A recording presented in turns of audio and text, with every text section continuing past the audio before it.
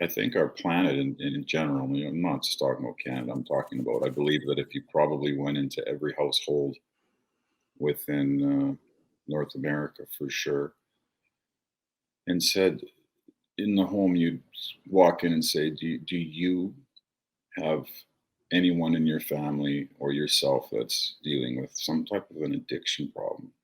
I believe somebody in the home would raise their hand. So I think that this is a vast uh, pandemic that we're dealing with.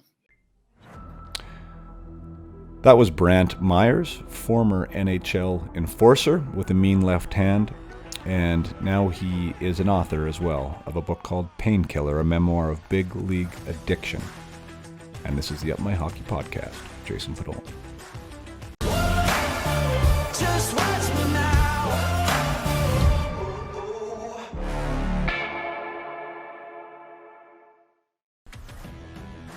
Welcome to Up My Hockey with Jason Podolak, where we deconstruct the NHL journey, discuss what it takes to make it, and have a few laughs along the way. I'm your host, Jason Podolak, a 31st overall draft pick who played 41 NHL games, but thought he was destined for 1,000. Learn from my story and those of my guests. This is a hockey podcast about reaching your potential. Hello there, and welcome back to the Up My Hockey podcast with Jason Podolak. I am your host, Jason Podolak, and this is episode number 56. And today our guest is Brantt Myhres. Brantt Myhres was a teammate of mine back in 1996 with the Spokane Chiefs. He got traded from the Lethbridge Hurricanes, and he came with a big reputation for a big left hand and somebody to be feared in the Eastern Division. And true to form, Brant came in 6'4", 215, 220 pounds, had a devastating left hand, but he was also a heck of a hockey player.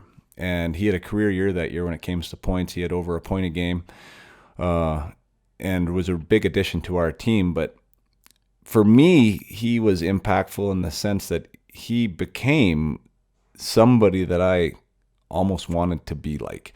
And I mentioned that in this episode. He was a good-looking guy. He was confident. People wanted to be around him. He made people laugh. He knew how to laugh. He could laugh at himself. Liked to have a good time. He was good with the ladies. He was just a good team guy. He was kind of a bit larger than life and had a big personality and was just a ton of fun. And seeing what happened with him after his time with Spokane there and what happened with his career and following it in his book, which is what we're talking about, Painkiller, a memoir of big league addiction, Brant's life was on a spiral. And, it started in junior, and that's where the book starts. I mean, I didn't see firsthand, signs or hints of what was to come for him. Maybe thankfully, because we are all a product of our environment in one way or another. And perhaps if Brant was into some things that maybe he shouldn't have been into in Spokane, and maybe if I was there, then, who knows what that looks like. It's crazy, actually, what part of that reflection process is, for me, and we talk about it in this podcast, is, how people end up where they end up and, what forces and what factors make us arrive at certain destinations. And anyways, Brant's very honest and very accountable in his book. And his book is one that takes you on a journey where, I mentioned in the podcast, I'm like, man, I wanted to fight you a couple times in the book. I wanted, when there was times I wanted to hug you, there was times I wanted to help you, and I think that's a human aspect of reading Brant's story is, the depths that he went to get to where he's at today, which today is sober for 13 years, and which is today being the best father he can to his daughter Chloe, and to helping others learn from his story. And for those of you who don't know, he was and still is the only player to be banned for life from the NHL. And he went through the substance abuse program. I think there's 4 stages of it, and he went through 4 of them, ended up getting banned for life, was broke, lost millions, had no job, had no self-esteem, essentially no self-respect, and pushed off the bottom, and has made something of himself. And this interview is a real honest account of that. And the redemption of Brantt Myhres is something that, whether you have experienced addiction yourself, even on a first degree within your family, personally, on a personal level, or never experienced it at all, to try and be empathetic and walk through the shoes and to get behind a story where somebody perseveres and prevails and comes out on the other end of the tunnel, a better man, a better human, and with a perspective that he's now able to help other people, I think is something that's super admirable, and I'm proud of him. And it's heavy stuff. It's really heavy stuff. It was an interview that I was excited to have, yet I was nervous to have it as well. For reasons that, I don't know. I don't pretend to know. I don't know what's okay to ask. I don't know what's okay to talk about. I don't know if there's any rules about it, but I tried to keep it as real as I could and as curious as I could to me, and be as supportive as I could to Brant and his story, and keep it as human as possible. And I think that there is so many lessons for all of us, which I mentioned, during the podcast, in Brant's honesty and in his vulnerability, and again in the redemption, which I love. For me, it was 5 times, I think, for Brantt in rehab, and for lack of a better word, the 5th time worked. He says he's always fighting the addicted Brantt Myhres, that never leaves, but he's been sober 13 years, and if that's his intention when he wakes up every day and he gets through that day, and if he stays sober, he's done a great job, and good things are going to happen. That's something to celebrate, and if you do have somebody in your life right now that is going through something, or if you're going through something, I believe in second chances. I believe in third chances. I believe in fourth chances. It's hard to be that person who's giving the chances. And Brantt says he burnt a lot of bridges there, and he let some people down. But sometimes that's the way it goes. And it is what it is. So let's have empathy for the people in our lives. Let's try and forgive. Let's try and help. And this is just a real honest discussion about addiction, about trying to overcome that addiction and that disease, and being a parent, what that means, being a coach, being a role model, being an example. There's a lot of good stuff in this. It is a sober interview, for lack of a better word there. But it's a good one. And I'm super grateful for Brantt for coming on to share. I'm super grateful to help him with his message. Painkiller, again, is the name of the book. I think it is something that you should probably read, whether you have addiction in your life or not. I think having that lens and being able to access what's in those pages, you never know when you might need it, or you might be able to recommend it, or you might be able to use something from it for someone in your life. So we will talk here. I'll give you the interview with Brantt Myhres. It's 90 minutes of raw honesty, and it's a conversation that I think I needed. I've already reflected on it, and I think I'll continue to reflect on it. I hope we did the book justice, and I hope I was able to ask questions that allowed Brantt to talk about, his life and his journey and what's important to him now in a way that's eloquent and that he can be proud of. So without further ado, I bring you my interview with Brantt Myhres.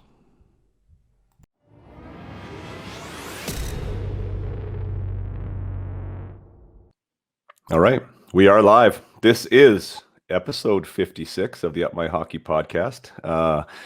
We have the pleasure of having in Mr. Brantt Myhres. Brantt and I played in Spokane together in 93, 94 was where we first crossed paths, and have stayed in touch through the years. And as you know from the intro, the author of this amazing book right here called Painkiller. which I have read, which was a prerequisite by my buddy here, that I had to read the thing cover to cover if I was to talk to him. So I'm like, all right, that's demanding, but I can do it. And I'm glad you made me do it. So Brantt, welcome to the podcast, and I'm excited, interested, nervous to see where this whole conversation goes. Yeah, Jason, it's been probably a long time coming, man, since we've got together, and we had a lot of laughs and spoke, but we're talking a couple decades ago. We've changed a little bit since then, but oh man, it's all good to be with you today. Sweet. Yeah, man, like what a ride. I know part of this, and that was one of the issues is the wrong word. One of my thought processes with this conversation was, after reading the book, is like, wow, I mean, there's a lot of heaviness in there. There's a lot of real life heaviness. And in reading, and there's also redemption, right? Which I put on there, which I think is the beautiful part of this whole thing. I'm definitely a believer in second chances. In your case, fourth, fifth, sixth chances, right? You know what I mean?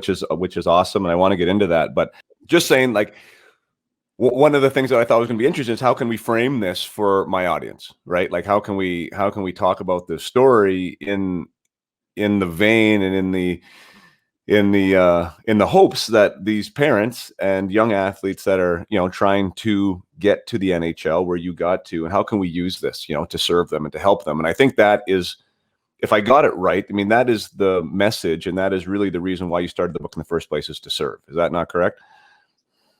Correct. Yeah, I think that the whole process was actually literally didn't start out that way.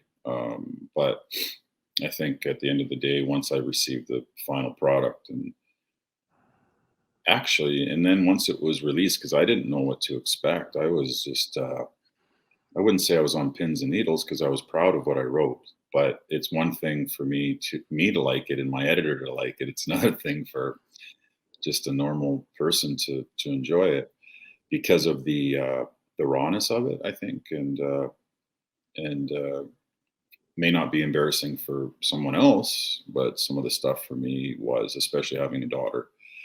As I was writing it, I'm like, oh man, one day she's gonna read some of this stuff, and I think so for me, it was probably Chloe was on my mind the most.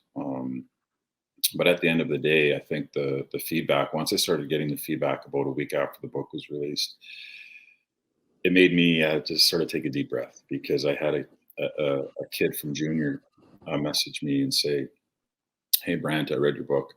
And I just wanted to thank you, because my dad overdosed and died relatively not too long ago. And I'm not as mad at my father as I was. And that, to me, because that's what it was all about for me. And then I had another gentleman out of Phoenix, Arizona. His name is David. I don't know how to, Waronker or something. I can't say his last name properly. It's my fault. But anyway, so David got a hold of me and said, my son was in treatment, and I read your book.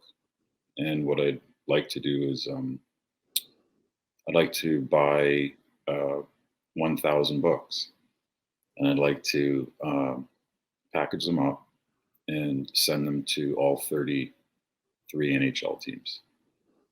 So he did. So he bought 1,025 books, and they're being shipped out, I believe, tomorrow to all of the NHL teams. And it was just an amazing gesture that it touched somebody else that much to do something like that.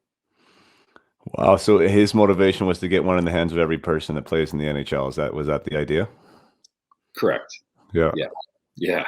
He just said, me and my wife donate to a lot of certain charities every year.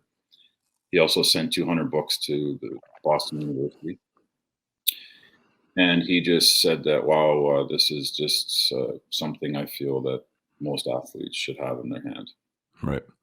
So you mentioned that it wasn't an act of service when you started writing. What was that process for you? I would assume maybe there is an act of therapy in there as well, but I'll let you answer that.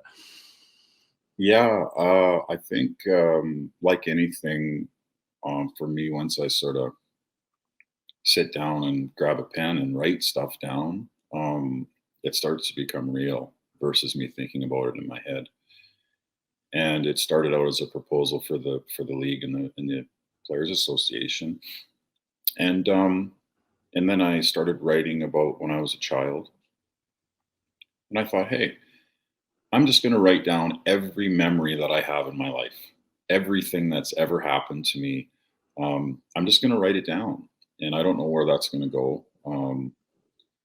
And I did that, and it took a while because my life was changing, and in 2015, I might have been maybe three quarters done, uh, and then I stopped writing for 3 years when I was hired by the Kings, and then when that job came to an end in 2018, then they asked if I'd like to finish it, and I said sure, I'd love to.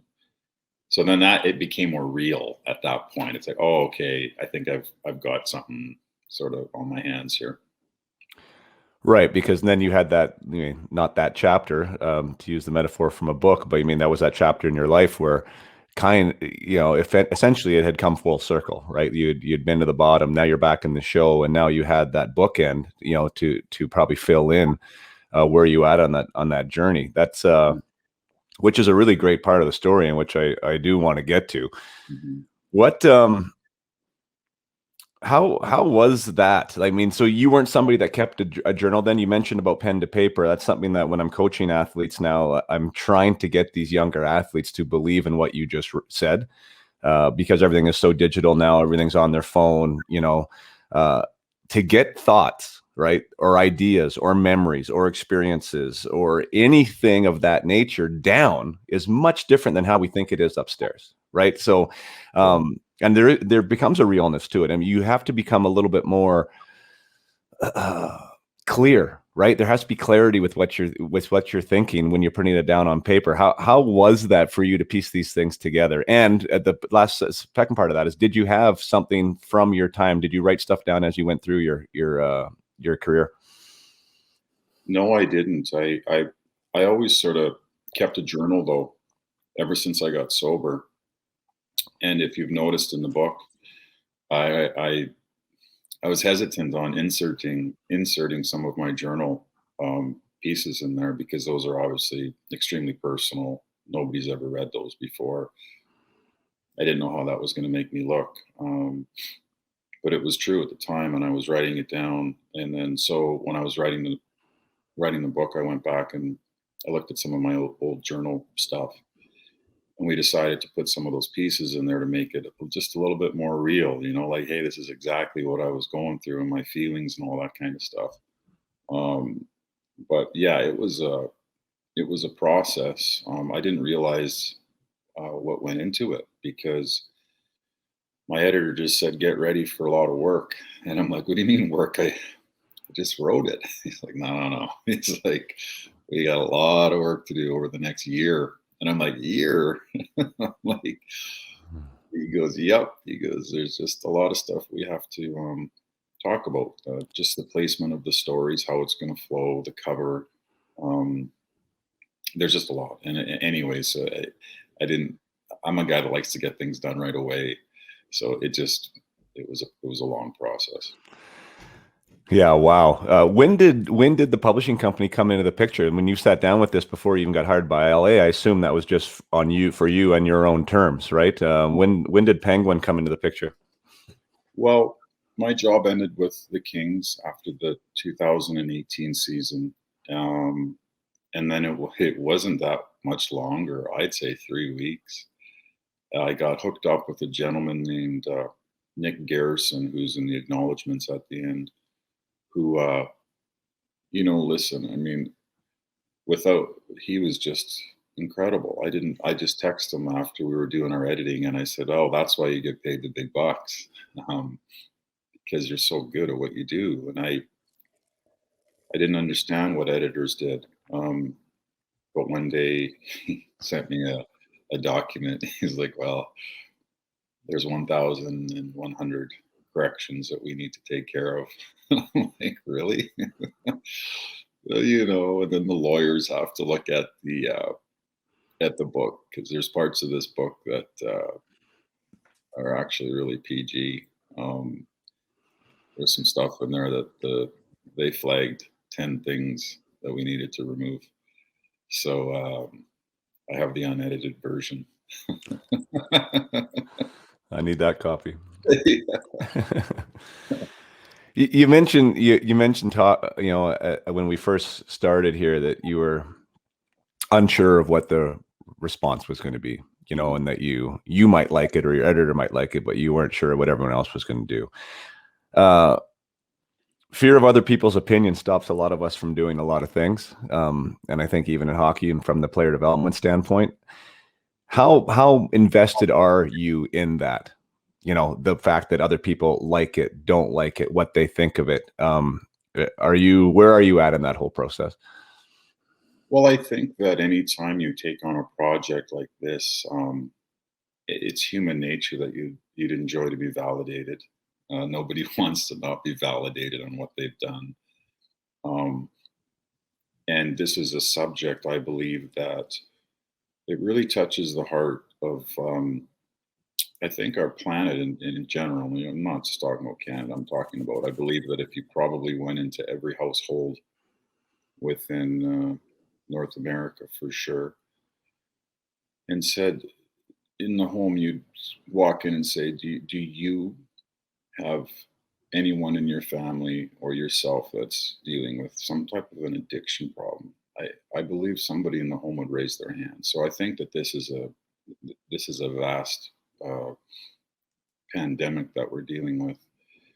So to call it down or to say bad reviews, I thought that would happen within the first half of the book because of the way that I led my life, and that's fine. But I think if if you read the last 100 pages, I really tried to change, and be a better person, and hopefully they can relate with that. Who is this book for? I mean, you touched on it there, but who do you think is it for? Is it for someone who is dealing with something, to somebody who has somebody who's dealt with something? Is it for somebody who maybe has no issues at all, and maybe it's a precursor for them just to understand what the future may look like, or what that could look like if they were presented with it?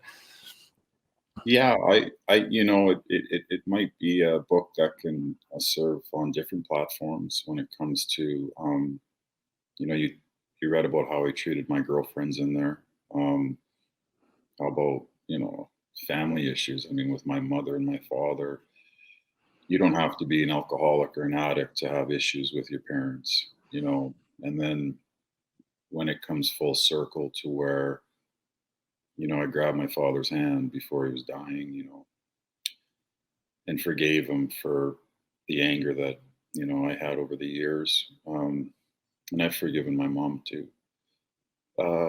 There's just different messages in the book. And obviously, yes, if you are struggling with an addiction issue, uh, I guess for me personally, hey, I think I was probably as down as down can get. And for some reason, there was this there's a voice inside of me just saying, "Don't ever give up." And when you're staring down the barrel of a fifth suspension or a fifth rehab, and you're completely broke financially, spiritually, emotionally, physically, it's hard to grab that little piece of hope. It's like, why? It's like I've been trying this for 13 years. It's not working. But I did, and I grabbed onto it, and it was a slow burn because it took a while for me to get back on my feet. Yeah, I mean, in reading the book, like at the end, I was like, what am I feeling? And I was trying to think, like, what were you feeling? And to me, you didn't use the word embarrassed, I don't think, in it. Like, I don't remember reading that, but there seemed to be like shame, and I think the shame, to me, I felt like it started as that young boy, you know, with the mom that wasn't around, and with the dad that didn't show up, and with those other awful, a couple of those awful stories that showed up. That, I mean, to metabolize that as a young boy, without even knowing, I think subconsciously you think there's something wrong with you, or there's something wrong with what's happening. And then it stepped into the hockey scenario and the WHL level, and obviously correct me if I'm not connecting the dots, but as I read it, like there was a bit of shame that you turned into a fighter instead of a hockey player. And I don't think you really liked that at the time. So there was a bit of underlying shame with that this is who you had turned into. Am I putting the pieces together okay with that? I wouldn't say there was ever shame of the role that I played, Jason. I loved protecting you, and I liked protecting Valerie Bure. And I think, as I mentioned it before, like, you guys are like my brothers, almost like a little family. And so when I look back at it, when I was a child, I wasn't protected by somebody that should have fought to the death, really, my mom. So when I got into a team environment, I think that protecting you guys gave me a little bit of satisfaction that I didn't have when I was a kid. I'm like, yeah, nobody's going to fuck with you guys right now, and I'm going to be the big dog on the street. And it was just maybe a weird way to look at it, but I think, assessing it now, I wanted you guys to feel protected. So I never had shame in the role. I wanted to be a better hockey player. I wanted to play the game of hockey like I did when I was in my last year midget, where I went to the game and wasn't putting Vaseline on my face or stretching out my jersey, not focusing on the puck. When the score was tied, or, I never got to play anymore, really. Only when we were down by 3 or 4 goals.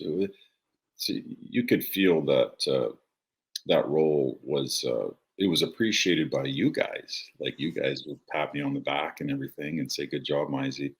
But deep down, I wanted to be on that first line power play, and not have to worry about that. Yeah, I mean, I brought that up in the sense because, I mean, you were very honest in the book about your association with fighting and how you didn't enjoy it. Like, so I hear you saying that you like the idea, the role of protecting your teammates and where that sat you on the totem pole and how that gave you purpose and identity, right? I get that aspect, but the actual physical act of doing it wasn't something that you really look forward to. And for me, like, and I was never a tough guy, and this isn't a physical aspect, but like, we all have ideas of how we're going to show up on the scene or how we're going to execute this thing of whatever our dream is, right? And for both of us, it was hockey and playing the NHL, right?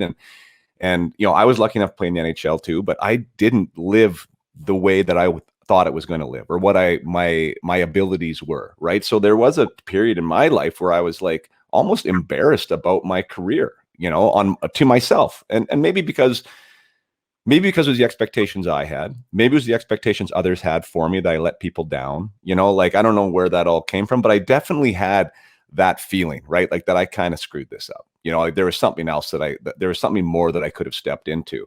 I am in a way healthier place with that now. Like, just saying, I mean, it was hard what we did. I mean, to get to in whatever role and however we got there, it was hard to do it. We had to do a lot of good things right. And it's something to be proud of. Not many people get to put on an NHL jersey, but I guess that's where my parallel is, though, for saying that, right? I've felt that for me, and I think that I would probably feel that too if I made the NHL, let's say, as a fourth liner, right? And I'd be like, well, I was supposed to be a power play guy, right? I think that I would probably have had that association with it. I didn't quite get it the way I wanted it.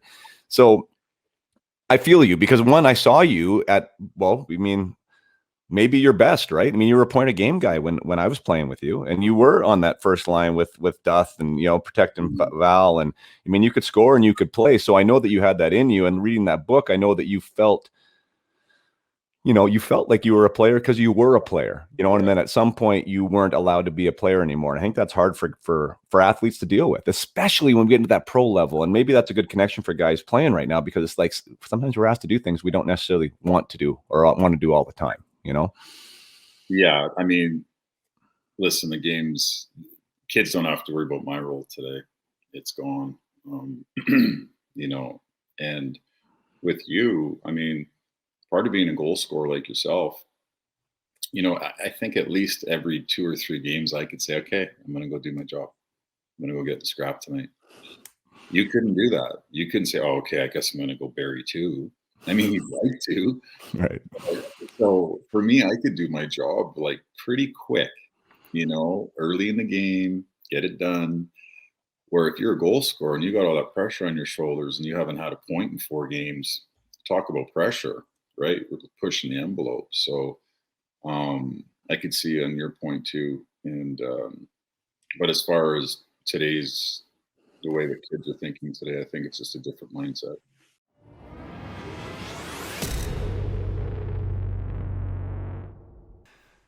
Just going to take a short break from the conversation with Brantt to discuss what's happening here over the summer and in the fall.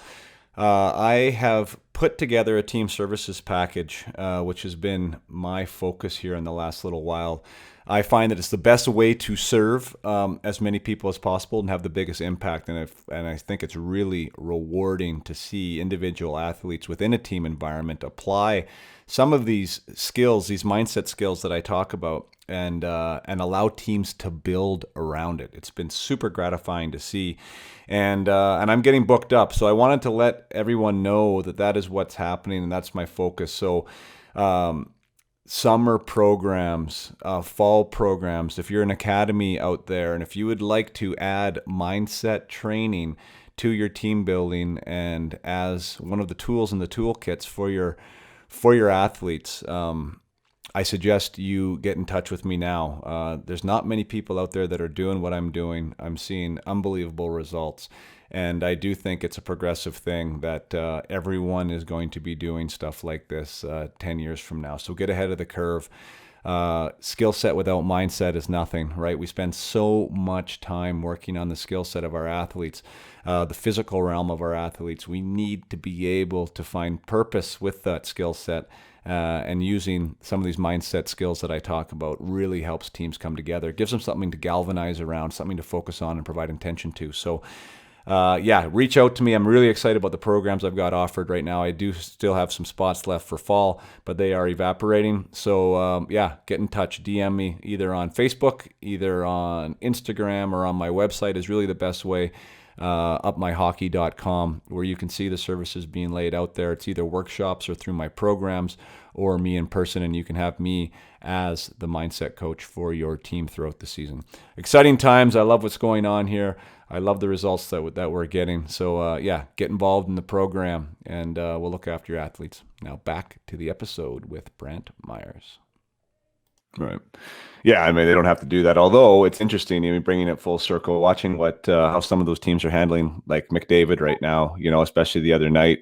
Christopher Stieg went off a little bit that, the league needs to protect their best players. I was just thinking in my head, a penalty is not going to protect the best players. You cross-check somebody in the back and he sits there for 2 minutes in the penalty box. Like, no team cares about that if that's going to get McDavid off his game. But someone like you, like, a penalty doesn't. Fear is another thing. I don't know if it's definitely not there right now, but I think that those players like the Cassians and the Wilsons and the guys that can play and are tough, I think that there's a place for them. And I think there will be for a long time, unless they actually eliminate fighting from the entire game, which maybe might be coming. But it's just such a weird sport, don't you think? Like what do you do? How do you protect? Does the league protect McDavid, or does somebody on Edmonton Oilers protect McDavid?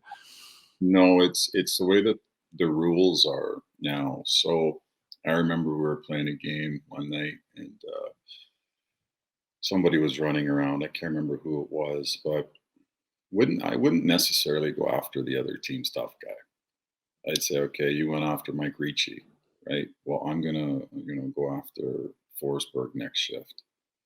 And that's sort of how you calm things down. It's like, okay, like, if you guys want this game to go this way, no problem, but your stars are going to get it.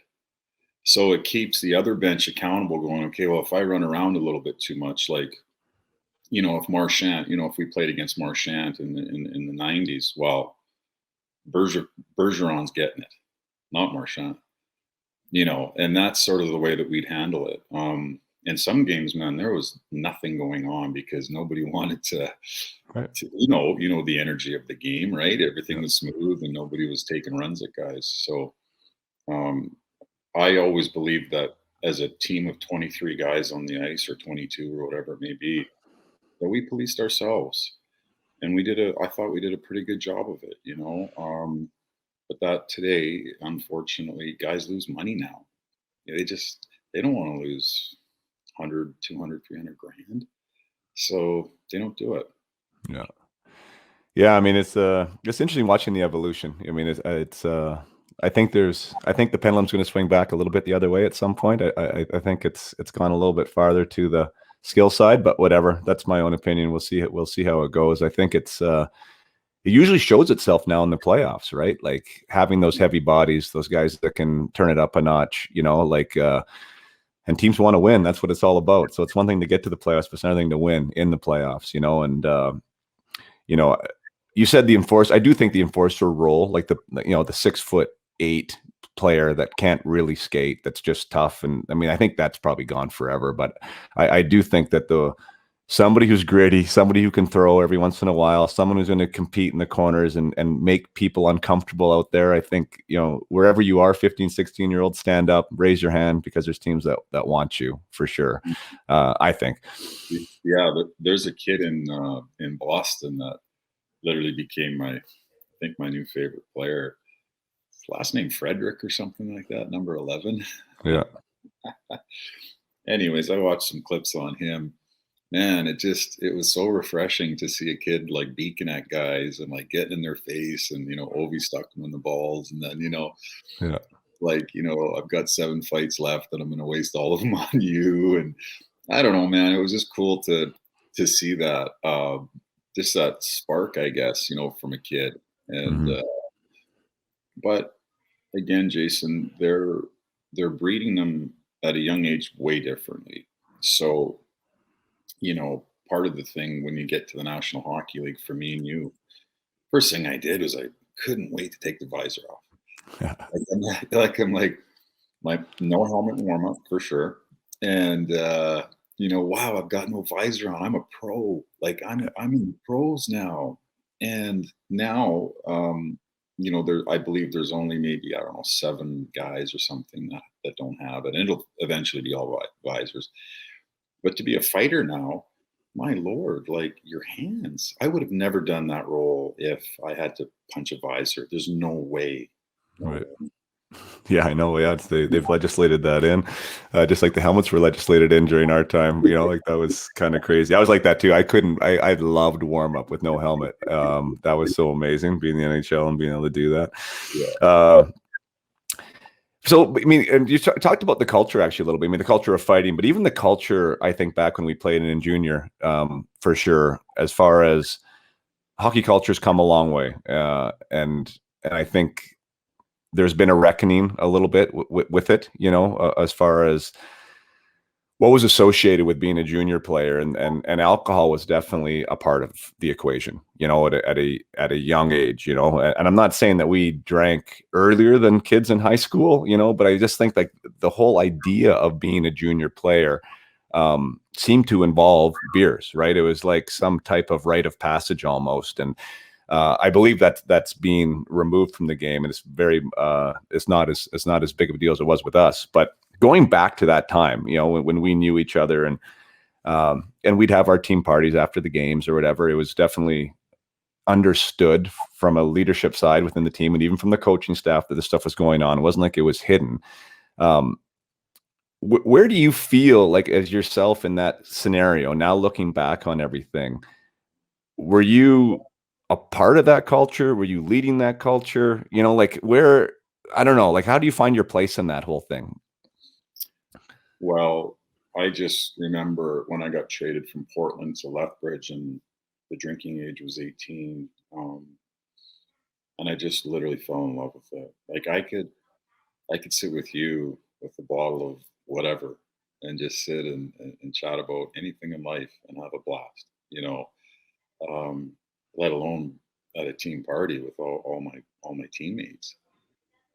There's a lot of testosterone going on at that age, and you're trying to figure your way out through life. And I think the bond that you have when you do have a 6-pack of beer with your buddy on the team, looking back, I abused it. I mean, there's no way around it.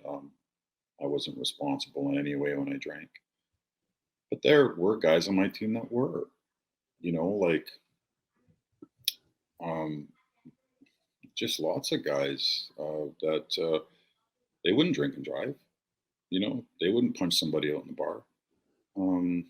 They wouldn't show up to practice throwing up. I mean, they just so there were guys that were responsible drinkers, and then there were guys like me and a few other guys on the team that couldn't handle it. But usually they got weeded out. Right. Looking back now on that whole scenario, like when does someone become an addict? Like, do you think that you were an addict then? Do you think that there was like the first time you had a sip of beer, you became an addict, or is that something you grow into, in your opinion? No, I don't. I think for me the love affair I had with alcohol and drugs was from probably that 16-year-old mark, like right when I hit 17. And I just remember saying to myself that I couldn't fathom my life anymore without drinking or doing drugs. And again, it was something that I cherished more than the game.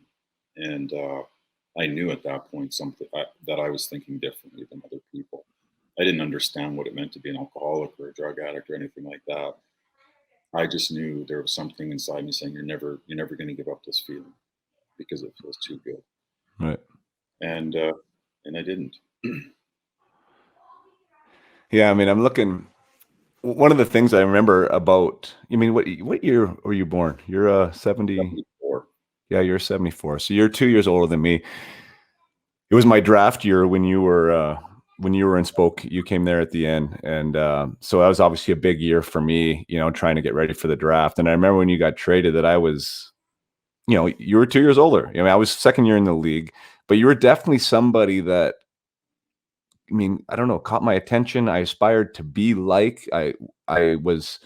I just thought you were a cool dude, you know, like and we did get along too, right? I mean, obviously we got along, but it was like it was interesting that I was drawn to you, and we did have some fun. I mean, there was nothing egregious I remember of any stories when we were there.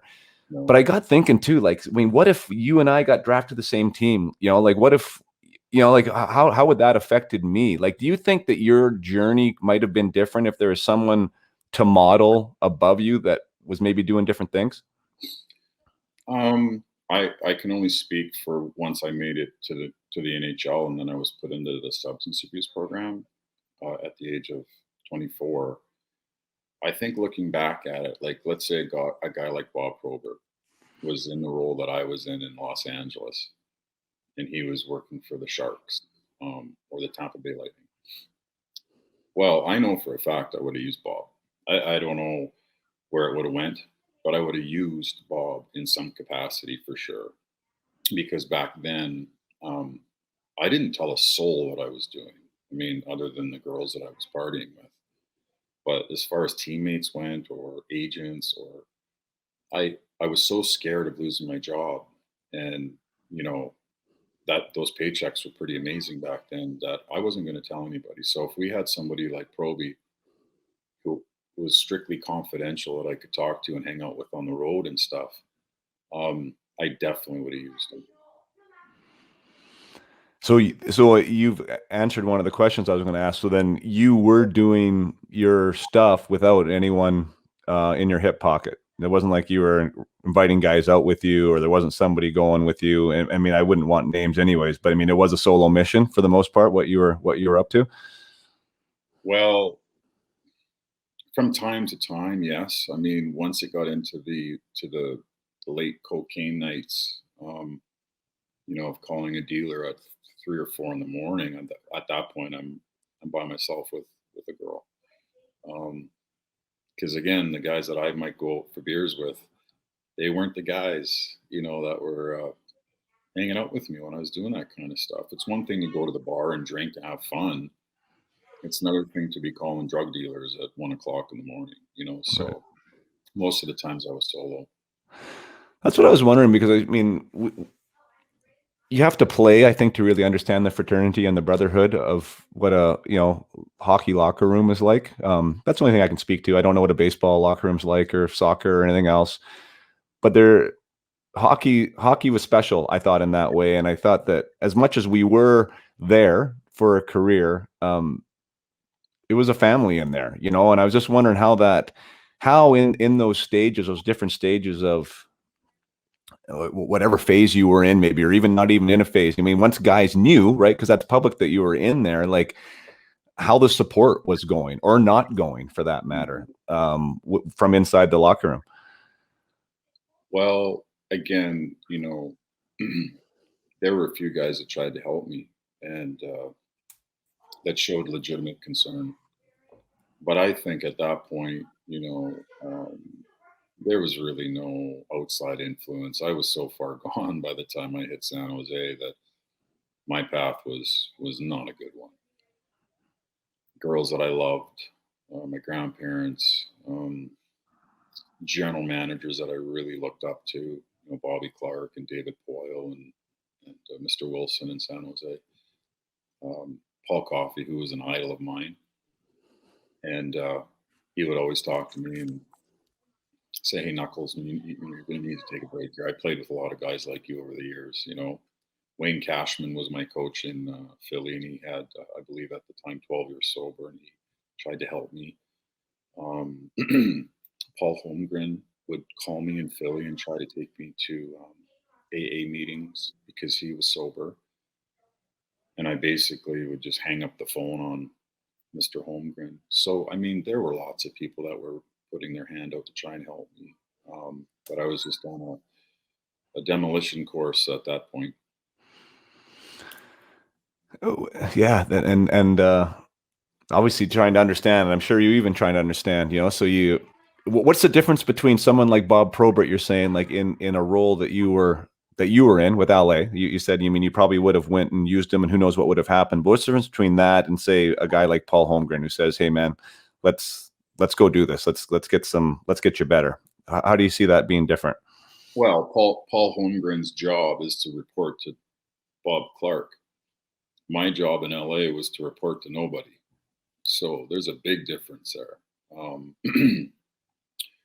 I staged it in 4 stages. So the first 2 stages, I gave the player a lot of rope to do, I guess you could call it an aftercare program. And then in stage 3, if they're not complying, I had to bring Dean in. They all knew that. But again, there's a big difference on who I have to report to. And that's what I told Dean. I go, "You're not going to like this program. You got to do reports every couple weeks. You're not going to get one from me." And but he was great. I always take my hat off to Dean. He just said, "Okay, I paid you to do a job. Now go ahead and do it." So right. So that's the big one. You think like the that level of knowledge, or what that guy's real job is. So maybe there's a little bit of a suspect of like, is this really for me or is this to benefit the organization? Oh yeah, like if, let's say, I'm just throwing a name out. Let's say Anze Kopitar had a problem. Kopi's making $10 million a year. If Kopi knew that, my job was to give reports and, my first obligation was Dean and Daryl and all, he would have never talked. There's no way. Yeah. So the way that I had it set up, it was obviously very, very confidential. And it seemed to, after a while, get ingrained that they were okay to trust me. So is that, you said yourself, you would have used Bob, but maybe you wouldn't known what would happen. Like looking back on where you were at and the path that you were on, was there a way to help you? Would that have been the only way to help you? Yeah, he would have been the only guy. I looked up to him because he played. I knew that he was sober. Couldn't believe that Bob Probert was sober and still playing in the NHL and still one of the toughest guys in the league. I just really respected him. And I talk about it in the book where I tried to stay sober for a while just to impress Bob. I didn't want to let Bob down, and I didn't even really know him. So let alone if he worked for a team. And I'm not saying everybody's Bob Probert, but I just think for sure hey, listen, I would have at least had a chance. That's all I know. The one story and one of the ones, because it is a little bit of the old school approach maybe, but kind of what happens in the locker room stays in the locker room. for lack of a better word. Like there was a couple stories that you told, one with Bob Probert and the cocaine on the cigarette, I think, if I remember correctly, and one with the first rounder with the Boston guy where he came along with you for a night trip or whatever. And it kind of made it, you know, and I'm speaking honestly, like it made my stomach hurt a little bit because I'm like, oh man, was like, I wonder why you chose to use the names, and if that was hard for you, or how you came to that thing of why you felt that was needed or should be in there. Well, the number one, the Bob Probert story is that's not a secret. I mean, I'm not indulging anything that anybody didn't know about Bob. He spent time in jail for that stuff. Right. And I don't use the kid's name in Boston. For all they know, it could be Semenko. There's a lot of guys named Sammy. Right. Right. So I don't know. I didn't, you know, I think if you really dissect the book, the only guy that I throw under the bus is Brantt Myhres. Oh, for sure. Yeah. I mean, you were 100% accountable. And I just wanted to ask you because I didn't know. Again, I mean, that was what I felt in my guts, you know, at the time. Just a little bit of an underlining hint. And I know that probably even writing it, whether people knew or not, there was, you know, I'm sure there was a little bit of back and forth with you internally, you know, on what to say. There was just wondering how that came to be. Because yeah, I mean, Bob was just such a larger than life guy. In so many ways. You know, I mean, he really was the poster boy for that role, and how to do the role, I don't know, properly is the wrong word, but I mean, he scored goals too, right? He was a player. He made an impact in so many different ways, and he was so damn tough. Unfortunately, obviously, he had the substance abuse issues that, you know, ended up hurting him at the end. But yeah, what a guy. I mean, it sounds like he was just an amazing guy. Even your relationship with him and anyone who knew him just seemed like he was just this great human being. Yeah. I mean, there was two people that I really wanted to meet in my life. One was Wayne Gretzky and the other one was Bob Probert. And I didn't tell Bobby that. But when I worked out with him for the first day, I'm sitting on the bike and I'm just sort of looking at him. Is this really Bob Probert? You know? And then his attitude was just, man, no wonder everybody loved him. Like, he's just a great guy. And then when he offers to rent a Harley Davidson on his visa for me, and I had no motorcycle license, you know, there I am. I'll never forget. I'm on his Harley, and he's doubling me to the dealership, and I got my arms wrapped around him. I'm like, what am I doing right now? Like, is this really happening? It was one of those like aha moments. And then his wife Danny is just such a beautiful soul, and she was just such an amazing patient woman, very patient woman. Even that, I mean, you break that story up. I mean, that was, I had that picture in my head, you guys going to the dealership together. A lot of penalty minutes on that bike. But you mean that night, right? That night, and then showing up that next day, having him be such an idol, like, you know, yeah, like so crazy, right? Because obviously you were looking forward to that trip. Obviously you were looking forward to being with those guys, you know, like stepping into that scenario. You didn't want to show up in the way you did. That seemed like that was, I don't know, maybe walk us through that, like how that was for you, even getting into that spot, and then what that day was like. Well, once I was writing the book and that story, you know, my editor Nick said, "Hey, the Harley story," goes, "we want to open with that one." I'm like, really? He's like, yeah. Just to let people understand after 2 rehabs how powerful this disease is, you know. And you know, I mean, for me to get pulled over with the cops and blood on my shirt and no helmet and no motorcycle license and drunk as a skunk, and they still let me go. And then I hide under a truck and I get back on the bike. I mean, show up the next day and my idol rented me the bike, you know. But I was getting good at that point of burying all the shame. I'm like, you know what, fuck all this. Like, I don't know what's in store for my life, but you know, and the only way for me to bury it was to medicate. At different points, there was times in the summer when you're rehabbing where you were taking care of your body, going to the gym. It sounded like you were in shape. There's also times where you really weren't in shape, but it sounded like where you weren't taking care of your facility. Was there, usually with this podcast, we're talking about how guys are trying to get better, how they're trying to improve their craft. Was that something that you were at different points, like trying to become a better fighter or trying to become a better hockey player to stick around? I think the first time I really ever worked out was when I was 25 years old, when I was playing in San Jose. And I was in rehab. And they said, hey, you've got to box twice a week and you have to go to Venice Beach, this Gold's Gym, for 5 days a week. It was the first time I trained. And I just remember taking my shirt off one day and looking at my stomach, and it was sort of flat. I'm like, what's going on here?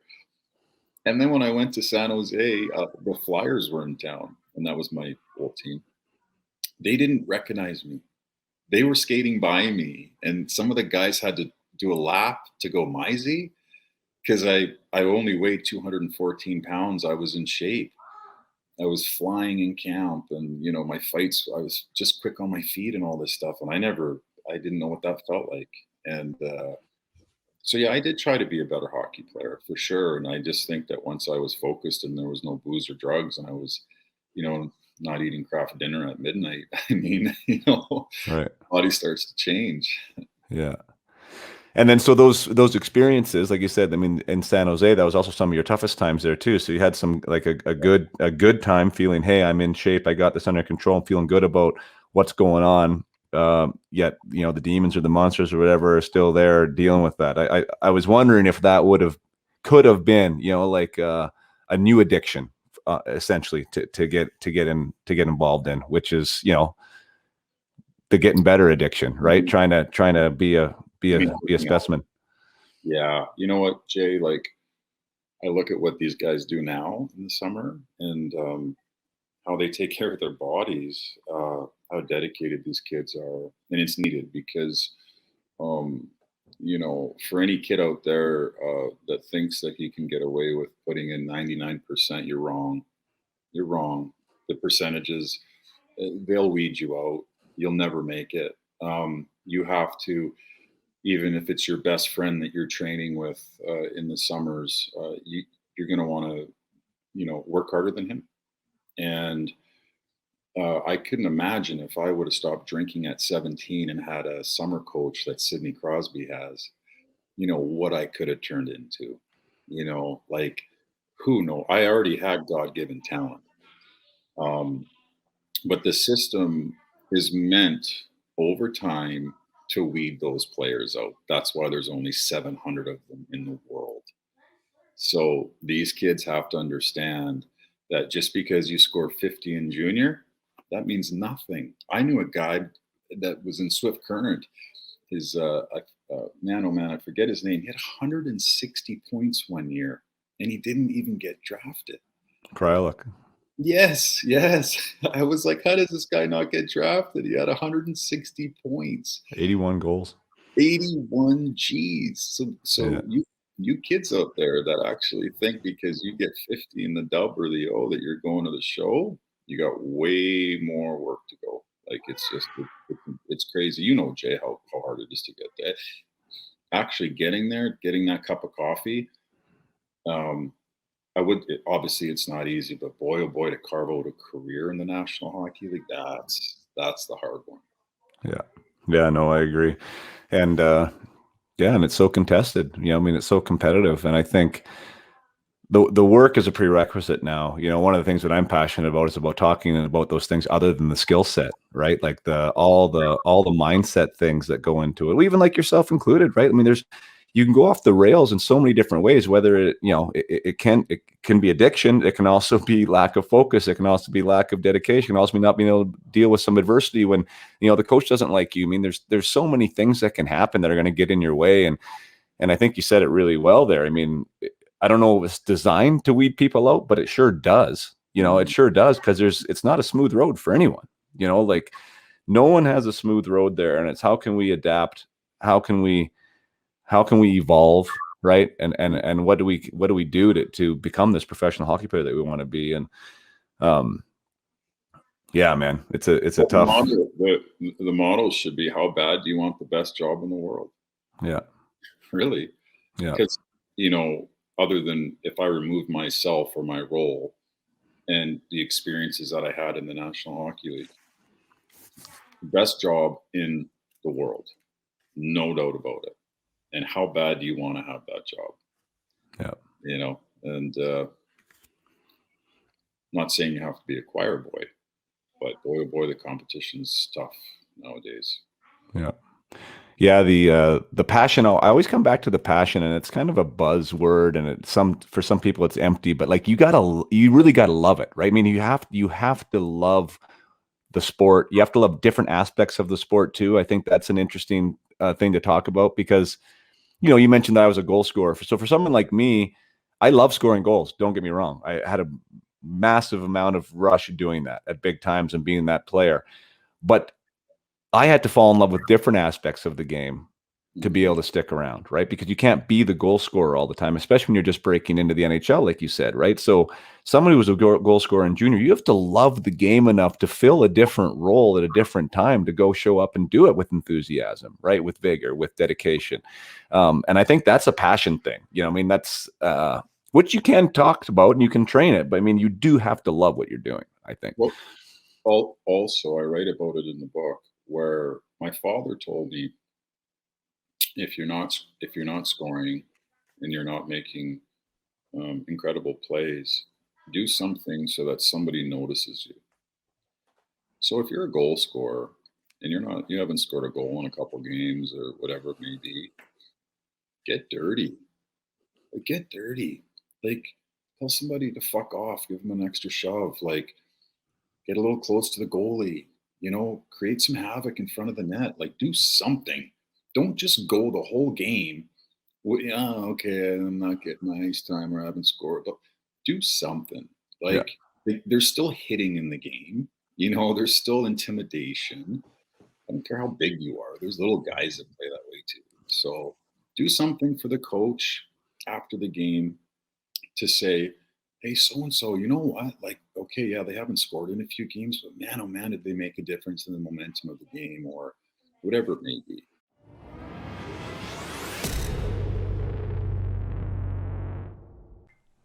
Just going to take a short break to remind you and to thank you for the reviews and for what you're doing to grow the podcast. I'm a competitive guy.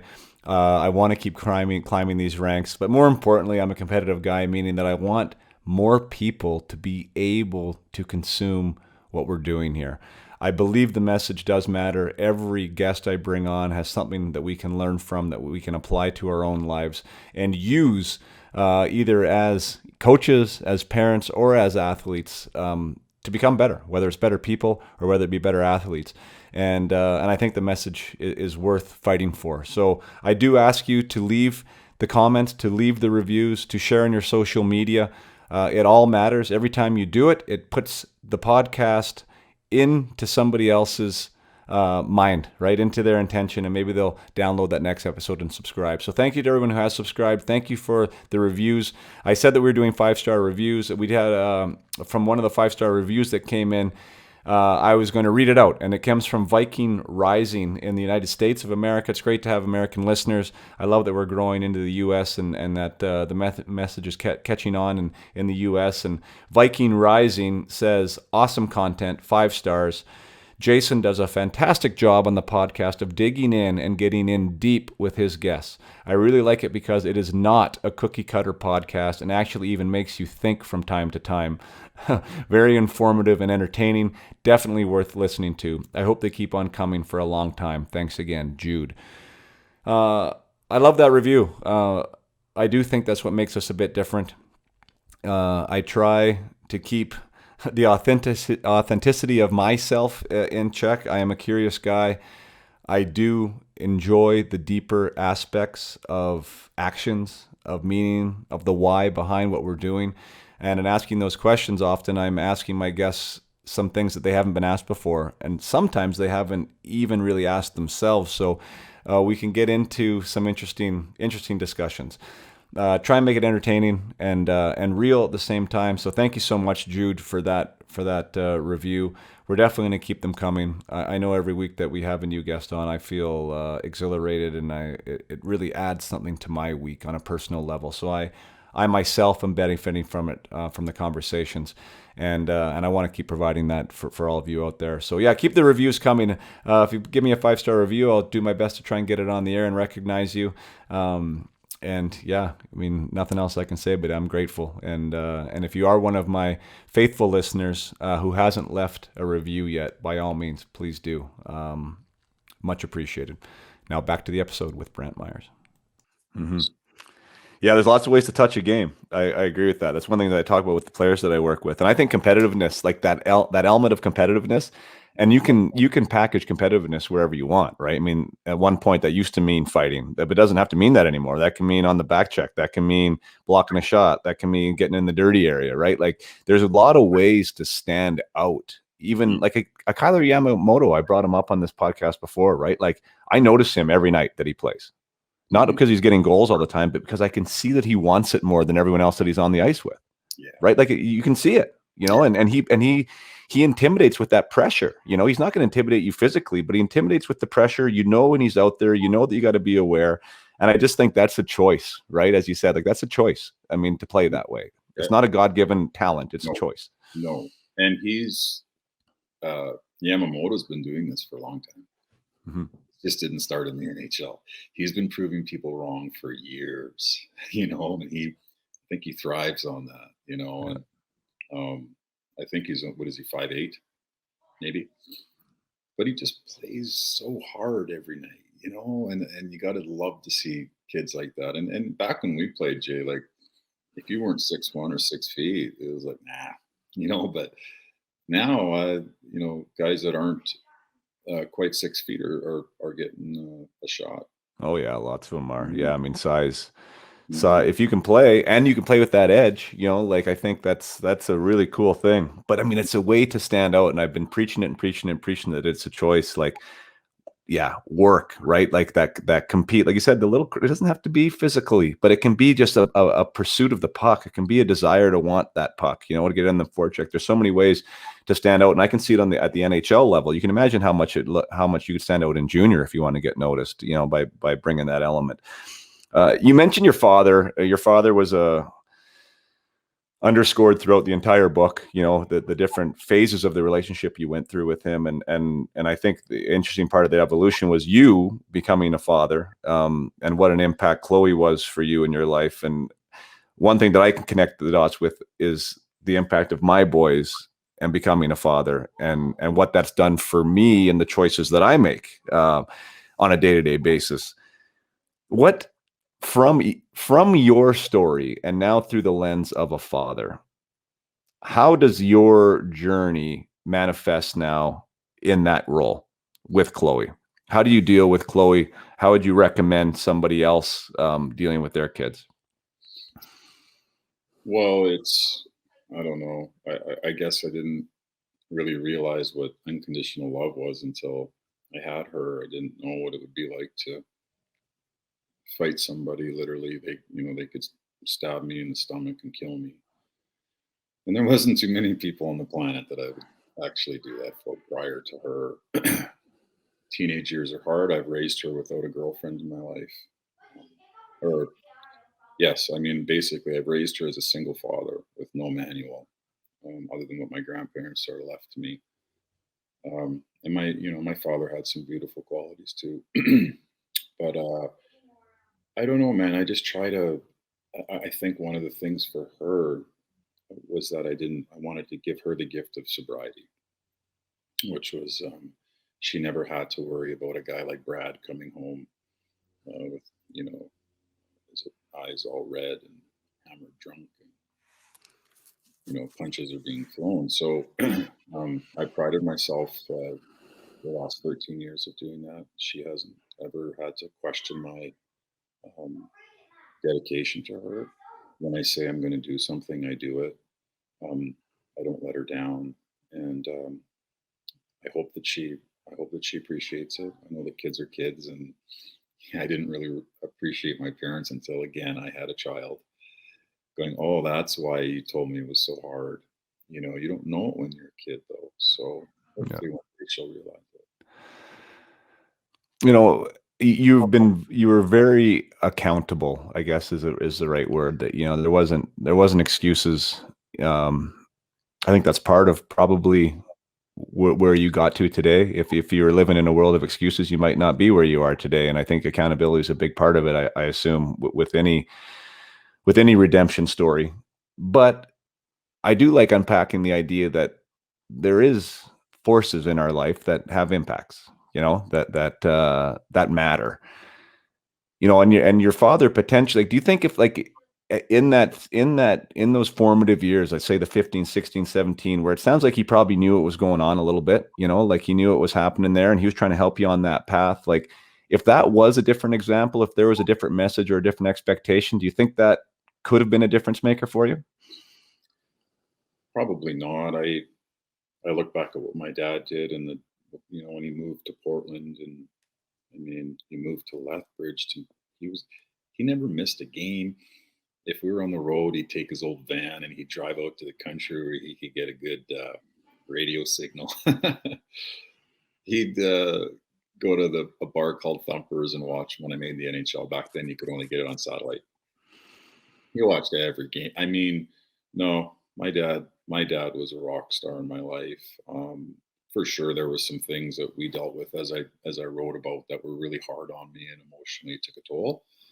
But from the age of 12 until maybe 22, 23, man, oh man, I just had so much, actually, a lot of fun with my dad. Like all the road trips in the old van, and we never had a lot of money, so he'd always take me to a Chinese smorg because it was like $5.99 all you could eat, or get me a dollar Slurpee after the practice. I remember put in $15 for gas to get me to anyways, my dad, he tried his best with what he had. Sure. Yeah, and I mean, it wasn't meant to beat up your dad. I mean, for me, it's like the growth of it, and I mentioned like what my boys have, like my association, like my personal association with alcohol has changed since I've had kids and since I've known that they're like watching what I'm doing. You know, like I like a beer as much as the next guy, right? And there's different points where I like it. And I started a question of like, well, why? How come every time I'm in a social environment, like this is a prerequisite for me to have a beer? Like, and if my kids are now watching me have that beer every time that there's a social environment, like what am I coding into them? You know, so I'm thinking about my actions in that way now, right? Because of these little people that are seeing somebody, right? That they look up to me. I know they do, right? And so I'm trying to make choices that are representing a healthy association with whatever the thing is.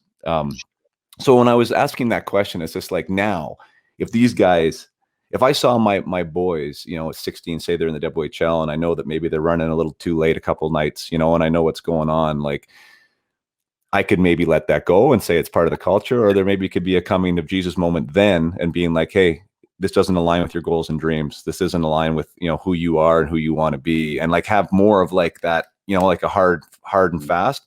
And again, I don't know what your relationship was like with your dad, but judging from the book, from what I read, it sounded like it was somewhat okay or accepted that, you know, you were doing what you were doing. Yeah, I think as a parent, the best gift that you can give to your children is walk the walk, walk the talk, however you want to put it. It's like I can't I can't talk to Chloe about not drinking and driving, not smoking weed, blah blah blah, if her father's doing it. And that's why I had a hard time with my dad talking about being a top character person, and being proud and doing things that were just highly regarded as being a good character. And when he wasn't doing them, so I'm like, fuck you, dad. Like, you know, how dare you, preach to me.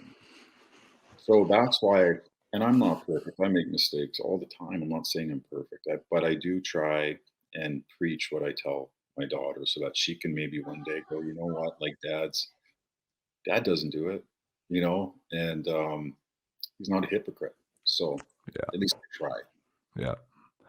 Yeah, man. Yeah. integrity, right? I mean, and I guess that is what like that is what you just said, right? Like saying, having your words, hopefully even your thoughts, line up with your actions. And I think if we can do that, whether it's as a hockey coach, whether it's as a parent, whether it's just with the personal credibility for ourselves, right? Like, so we can wake up in the morning and feel relatively good about being Jason Podolin or Brantt Myhres because we haven't lied to ourselves in the last, 24 hours, and we follow through what we say we're going to do. I think that's a really healthy start. And yeah, I mean, and for me, and not that I wasn't off the rails or there was nothing, but like the kids, like for me, like the boys, it's like, it's so crazy, right? Like what that does to you, like the love you have for them and the responsibility that comes with that. And then really understanding for me the magnitude of like, we are all role models for somebody, and it might not be your kids either. And that's something that I've really found as well. The power of that within a team. And when I'm working with players now, I'm like, there's somebody watching you. I promise you there is. There's somebody that you're making an impact on, and what type of impact you want that to be. And I think that's pretty powerful, right?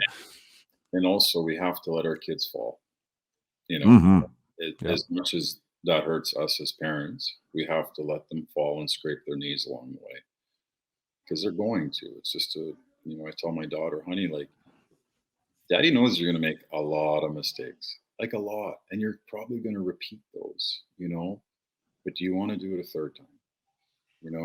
How bad does it hurt? And that's the thing. It's like at some point we have to, whatever age it is, like when we moved away from home, essentially the reins were taken off, and we were living with a new family, and we had to make mistakes to learn in life. So, but hopefully they don't cut too deep. Right. Yeah. I mean, I do find that now, and that's a great point by you, like the bubble wrapping of our kids, like it's, something goes wrong at school, they don't get the right grade or they don't make the team, and mom and dad's in there and yelling and screaming, and like nothing can ever go wrong, right? And it's like the wrong, in quotes, is sometimes the absolute best thing, and lots of times it is the best thing, right? Yeah, absolutely. I mean, again, my path with what you've read is not the norm, but as far as like, I can again just speak for my daughter, and I just want her to be able to call me and go, Daddy, I'm in a situation where I think I'd like to change. And how do I do that? Well, I'm in a position to hopefully teach her and help her, because I've been through a lot in my life, and I know how to turn things around when things are really bad, and that's all my hope for my daughter. Yeah, 100%. And that's where, I mean, I can echo that in the sense of allowing them. I call our kids, my wife and I joke sometimes that they're free range kids. Not like in the 50s when my dad was running around, but like for 2021 kids, they're pretty free range. Like we let them go, and let them explore and let them be adventurous and maybe make some mistakes, and like I say, scrape their knees every once in a while. And the idea is when they do make those mistakes or they do fall, it's not a shaming, or it's not a, you're bad, or at least we try our best. That's not the message, but it's like, what did you learn about yourselves? Like that's always the constant underlying question. What did you learn from that? How do we, did you like the way that went? Do you want to, how are you going to improve? And I think if that's kind of a philosophy, and that's a philosophy I use with coaching too, to be honest, like hockey coaching is, allow these guys to be creative, to explore boundaries, to make mistakes. And then not classify the mistakes as wrong and you're bad, but like, what did you learn from that? What do you have to get better at? What are we going to do next time? So there's so many messages that I love about sports, and metaphors through them that, we can totally, to teach and to learn and to grow and to get better. And I think that's, for me, that was what was inspirational about your story, is that you seem proud of where you are and who you are, and no need to be apologetic for that, right? Like I think that's something that can be celebrated, that this journey of being a man has, like, God, that's changed that definition too, right? I'm sure that's probably changed for you. Maybe that's the question. Like, what do you feel like who you thought you were supposed to be is now changed into what you are, what you've become, or what you're proud of being becoming? I think it's an ongoing journey. I mean, I always want to try and be better, but it wasn't, looking back at all of those things that I was going through, where especially I think my fourth rehab when I was in for a year, and I just kept saying to myself, what's going on? Why me again? Like, and then I got out, and then I got a lifetime ban, and then all of a sudden I'm broke, and I can't get a car. I'm selling used cars. Like, what is all this about? And obviously now looking at what the final product is, it was like, okay, this is way bigger than me. This is all that shit and pain that I went through and I was going through, or what I was going through. Hopefully, for years to come, will help somebody else and save them the pain that I went through. Yeah, I mean, the identity of like gender identity has been a topic, right? Like it's interesting, right? What roles get bound up in being a guy, whether it's prescribed by society or self-prescribed by us or our environment. And I think like that role of hockey player has evolved too. Like who I thought I was supposed to be or needed to be a professional hockey player, to be good at it, and the competitive nature. You talked about testosterone, like all that stuff is like an incubator for a little bit of craziness. Like how many beers can you drink? I mean, how many girls can you sleep with? How many, how hard can you hit? How many fights can you get in? Like there's that whole interesting dichotomy of like what it means to be like a masculine, strong, tough guy. And I think that understanding that identity now in a different light, being married, having kids, being a role model, and like how we can still be strong yet vulnerable. And I think that, I mean, your vulnerability, I think, is an interesting twist on that gladiator type role. And I think maybe, I don't know, to me, you seem stronger and able to admit that than maybe not going there in the first place. Yeah, it was again just a process where I think being able to write the book because of having 13 years clean and sober, and it's been so long since I've acted that way that I'm like, I don't care what people think. Like, it's been over a decade since I've done cocaine and drank Jack Daniels and got arrested, and that, like, I'm not that guy. So I wasn't necessarily worried about what people would say now. Just that, holy shit, when you were young or in your mid 20s, like, you have people, I had an old lady or an older woman get a hold of me and say that she wanted to slap me in the head because she got to stage 3 in the book, and she's like, "Don't, you're not going to go to stage 4."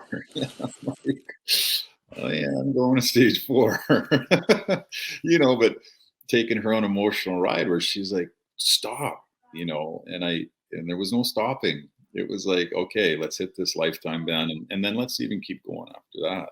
So Yeah. it's crazy. Yeah, man. That is a word. And I think that's the part, like that was the part for me. You mentioned at the beginning, like that everyone in probably every household has some type of addiction or has an experience with it. Um, I don't know if you can be kind of addicted. I mean, I see it with my kids in the video games. Like there's an addiction quality to them wanting to play, and how they want to play. There's an addiction quality to me when I'm playing poker, right? That I've seen before. They don't want to get up from the table. Like there are these different scenarios that I've seen with that, but it's like to read your book and your story, like I can kind of get there, but I can't, you know what I mean? And it's like, how the hell does that, like, how does it get there? And it's like, wow. And I don't want that to be the disconnect because, I mean, just because people maybe can't get there, like, I think that there's so much amazing stuff about it, and even about the getting to the bottom and pushing off. Like there's so many great lessons in there that are relatable without having to relate to, the lengths that you went with it. You know what I mean? Mm. Yeah, as far as yourself goes, like, you weren't bit with the bug, I don't think. I mean, yeah, maybe you want to stay at the poker table a little too long, you know. But hey, listen, I don't have a poker problem. I I went online and I buy in for $50. You know, I could buy in for a lot more. And when I lose that money, I don't buy in anymore. You know, like my dad couldn't do that. My dad lost everything on those VL, whatever those machines are called. Right. He'd spend all his GST money from the store, and he'd drink beer and pull the lever and lose everything. I didn't have that. See, so there are some, and I couldn't really fathom what the gambling addiction was Right. like. My dad could. So same thing with me and you. It's like, you know, you've been able to have an amazing life after hockey and a beautiful family. And I know that your father and you are, I believe, still very close, I think, correct? Yeah, we're closer now than probably in a while. I think everyone has Yeah. their relationship issues and ups and downs, but yeah, for sure. I mean, my mom and my dad are still big parts of my life for sure. So so that's the other thing too, is that that's why I believe that those recovery programs are very important, because when you're talking to somebody like, you know, let's say you had a cocaine problem. Well, shit, I could talk to you for 5 hours today, and I know exactly what you're thinking and exactly where you're going with it and all that kind of stuff. Versus you talking to me about, again, losing a house gambling. I wouldn't understand. Right. You you're I don't know what the right word is, but like that moment with your sister, where you didn't remember where that it was February 18th, which I sent you the text the other day, which is my birthday, which is, neither here nor there, but just kind of ironical. Um, and then you've been clean since then. And then there was definitely a religious connotation to your sobriety. I believe Jesus became a bigger part of that. Is that like a huge part of the turning of the corner, or like what you touch on it for sure, but for me, it wasn't like 100% clear if that is the reason, if that was the reason. Yeah, it wasn't necessarily a religious thing because I'm not religious. But for me, I do believe in a God, and I don't know what the God looks like. I don't believe it's a man on a cane with a beard. I don't think that.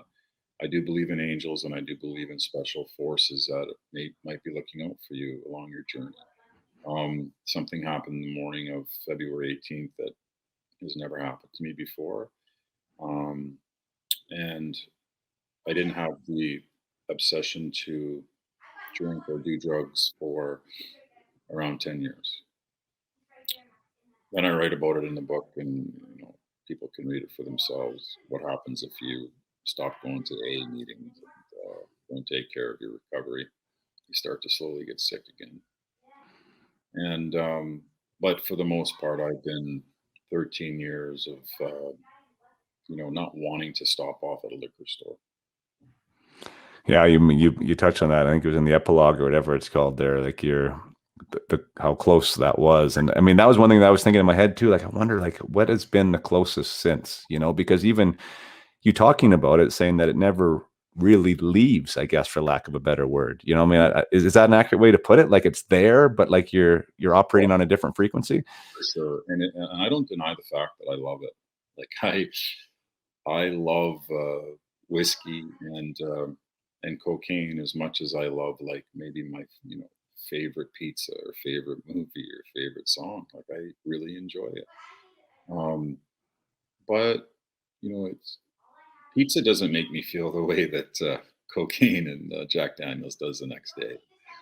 The big difference there. I don't lose everything from ordering an extra large, but I'll lose everything from ordering a gram of Coke. So it's just it's way more powerful than anything I could, and I don't think it's ever going to leave me.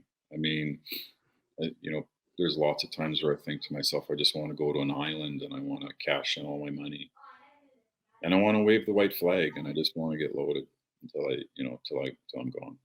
Because I miss that feeling of being loaded and being drunk. You know. So What is it? Because I don't know a ton about AA. I do know that it was started with that religious connotation in there, and I think that there's still a big component of that to it. not really No, just no. the spiritual program. Really, it's on whatever you consider to be any type of a higher power. A lot of people in Alcoholics Anonymous or Narcotics Anonymous use the people in the meeting to be their higher power. You know, Right. it doesn't have to be a certain God, or just for me, I actually believe in. I believe in a higher force, you know, that I like to call God, and for me, it stands for good, orderly direction. So Mhm. There's a word that I use when I'm working with my clients, and I call it just intention. And usually, it's it's applied in the case when I'm working with athletes as to what their goal is, and staying present to what that is. And if it's the NHL or making a junior team, then there's ways to show up every day. If you're conscious of them, that are going to help you. Instead of just going through the day, but being intentional about your day. Is that essentially the underlying message of like why the meetings are so important, and maybe even why this book is important, and like to building these layers around you to try to insulate you the best you can from that disease, to give you reasons to keep you on the path that you're on? yeah, for me, God has a funny sense of humor. You know, it's like just when I felt like I wanted to get fucking loaded again, a book opportunity is on my lap. And looking at the book now, I mean, you know, for me to relapse would be, I think, in my opinion, so selfish and letting so many other people down that need the hope. You know, so the addiction side of me is angry that I wrote the book because it puts some clamps around the ankles. Yeah. But the other side of it, I think the true self is really happy that I did, but the addiction doesn't like it very much. You know? Right. You're super brave and super courageous. One of the parts that I was in your shoes was getting ready for your first training camp there with LA once you'd been hired, and you had to, stand up there in front of the boys and, tell them who you were and what it is you were trying to do or supposed to do. Never having done it before either, right? Which I think is like, you didn't really get into that, but like that is like that fear, right? And that like there's an expectation for you. There's like some kind of, I'm sure, imposter syndrome going on. Like, am I going to be able to do this? Am I going to be good at it? But being brave enough to still step forward, to do it, to get out of your own way, and to deliver that speech and then to make it work. Like, I was super proud of you in that, because I can imagine how hard that was for you. Can you maybe like walk us through a little bit of what that was like for you? Yeah, it's. I think if it was a different team, like let's say the Carolina Hurricanes, I wouldn't have been as nervous. I mean, because I had such respect for Daryl and Dean, and the Kings, because they just won the Stanley Cup, you know. And there's these studs in the front row with Daryl, and I'm like, what's happening again? You know, one of those moments of, oh no. And then I felt like I was gonna almost faint. And the only thought was, dude, if you if you faint right now, like you're not getting hired. Like 7 years of waiting for this job is over, you know. And I was just, you know, once I said, listen, I'm not breaking the atom here. You know, I'm talking about my life and my story. I can't fuck that up. So, but still, even saying that, there's something about that pressure when you're having 30 people stare at you and almost like, okay, what do you have to say for yourself? But I was way more comfortable in one-on-one meetings, like even me and you talking. Like it's just so casual, you know. Yeah. And when I had my meetings in training camp, when they'd be in the office, just shooting the breeze, you know. But yeah, I can see why they say public speaking is like one of the top two or three things and phobias that people have. Yeah, that's tough. I mean, your peer group makes it tough. Like I said earlier, the fear of other people's opinions. What are they thinking? What are they going to think? Mhm. And even helping people, like putting yourself, like I found that on a personal level, to allow myself, whether it's to believe or to trust or to stand in that position of saying, I want to help you, or I can help you. I can support you in this. Mhm. There's a touch of narcissism in that, you know what I mean? that for me, I was like, well, who am I to say that I can do that? But I mean, you have to get over that because it's not about that. It's not about me, right? And I think that's the thing with you, is that it's not about you in this scenario. It's about the service, and it's about the story, and it's about how this may be able to help. Is that what? I don't know. Is that kind of how you got to that spot, or do you have any issue at all putting yourself in that position? No, I again, like Jay, you're a leader and you lead with, they have to look at you as a leader. Um, and that it's no different than when, the coach in Calgary got fired and Daryl Sutter came in. Daryl Sutter has to lead that team. And they're looking for him to lead that team. The players are, and your students that you have, they want Jason Podolin to lead them. And with this book, you know, I'm hoping that I can hopefully lead some people, whether it's a 14-year-old or it's somebody that's in their 60s that are struggling, that can, or a father that, um, like the gentleman that bought those 1,000 books. Like, he never had a problem with alcohol or drugs, but his son did. So I just think that if we're in a position where people are looking for us to lead, we have to lead by example. That's all. With communication, to me, was kind of another underlying theme of your book, either the lack thereof or the inability to communicate, either what you were feeling, or the expression of help, maybe for lack of a better word. Like, do you think that when it comes to counselors, and you talked about that in the book, or the therapists, or whatever that title was, a lot of people associate that there has to be something wrong with you, I think, or there's something wrong with me for me to go having this conversation, or to ask for some help, or, there's some weakness, or some disability that has to be assumed in order to do that. Is that something that we got to get out of the way of, in your opinion? Like, to not have to attach that label to somebody who wants to have a conversation, or ask a question, or say, hey, I need help with this? For sure. There's always sort of the stigma of asking for help, because then we think we're admitting to ourselves that we're not strong enough, that we don't understand, that we don't know the right way. And we're human beings. We're not robots here. Like, as we talk, you're going to scrape your knees, but in order for you to let your guard down and actually really absorb someone that's been through it, someone that understands, um, I guess, the chemistry or the cycle of whatever you may be going through. Um, that's why, again, I revert back to the recovery meetings, is because um, whenever I get asked to share if it's only a 2-minute share or if it's a 10-minute share, I feel great.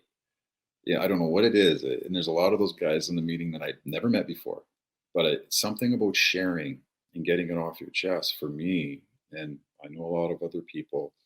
There's some type of therapy in that, So I don't see anything wrong, or the embarrassment like I went through of opening up to somebody.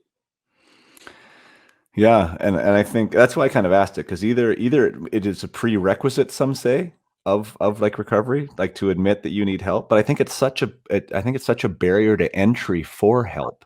Like, to having to make that that admittance, but before it even starts. And I think if we can just lose the labels of like bad, wrong, sick, not sick, like, and just have this idea that it's okay to talk. It's okay to admit when we're not feeling good. It's okay to admit when we maybe don't have control of something, or we don't have something quite figured out. And like, that's, again, getting back to now the parenting hat. That's one of the things that I'm trying, or my wife and I are trying to chat with our boys about, that, these emotions are okay. You need someone to talk with them about. If that person is me, awesome. If it's Yeah. my wife, awesome. If it's somebody else, awesome. But to live in that in your own self, and you put yourself on an island, and you don't have to get it out, right out. Like how you said, you talk to these people in these meetings. I'm sure, like, just that verbally communicating that, making yourself say it out loud, to another human, there is therapy in that, and there is solutions in that, even for yourself, I think. Do you find that? Yeah, there's always a solution behind it, under the blanket. It's just a matter of trying to remove your ego enough to take it in, and to actually absorb it. Like, I've got a couple friends that I'll call and I'll rant and I'll vent and I'll rave, and they'll let me do it, for 5, 10 minutes, and then they'll just say, "You done?" I'll be like, "Yeah," and then change the subject. Yeah.